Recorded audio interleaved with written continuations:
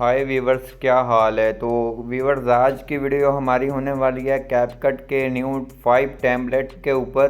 तो आपको वो मैं बता दूंगा वो आपको कहाँ से मिलेंगे। तो आपने सबसे पहले प्रीव्यू में देख लेना है, उसके बाद आपने अपने टेम्पलेट की तरफ चले जाना है। टेम्पलेट की लिंक आपको मिलेगी नीचे डिस्क्रिप्शन में। तो आपने सिंपल डिस्क्रिप्शन में जाके लिंक पे क्लिक करेंगे, आपके सामने टेम्पलेट आ जाएगा। आपने उसको ओपन कर कर अपनी वीडियो बना लेनी है। तो आपको सबसे पहले प्रीव्यू दिखा देता हूँ।